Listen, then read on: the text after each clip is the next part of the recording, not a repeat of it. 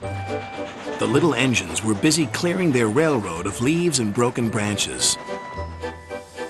Peter, Sam, and Rusty often worked together.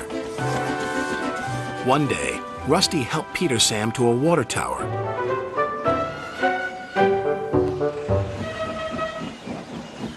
Peter Sam felt much better after his long drink, but the freight cars were bored. Let's break away.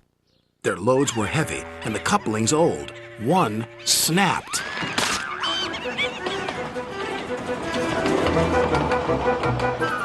Faster, faster, shouted the freight cars. A sign read slow, steep bends and ravine ahead, but the silly cars never saw it. Then, it was too late.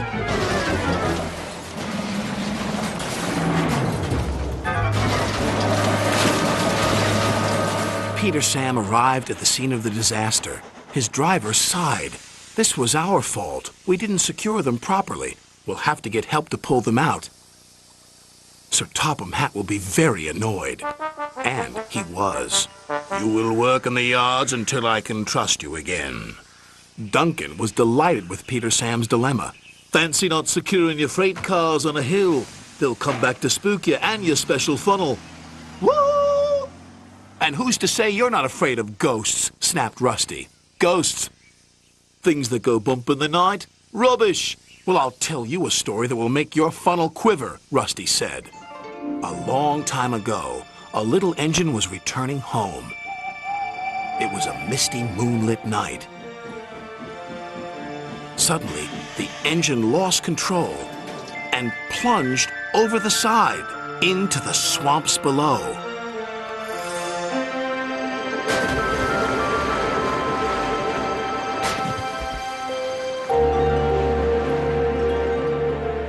He was never found again. But many a workman will tell you that when the moon is full, they have seen the little engine trying to get home. But he never reaches the other side.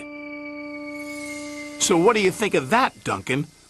Rubbish, replied Duncan.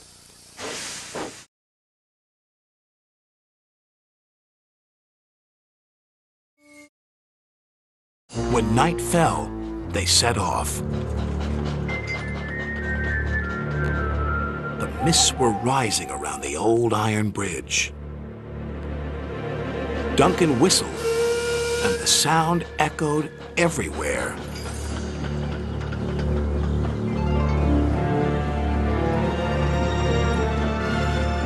Then, ahead, he saw flickering lights. His driver knew they were only insects that shine brightly at night, but to Duncan they looked like an engine.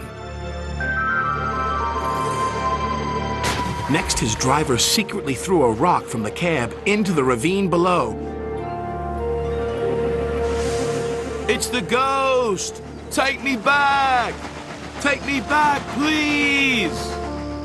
When Duncan reached the safety of his shed, he closed his eyes tightly. Spooked, are you, Duncan? Laughed his driver. No, I'm asleep. And Duncan refused to open his eyes. He did, though, when he thought his driver wasn't looking, just to make sure that he was still there.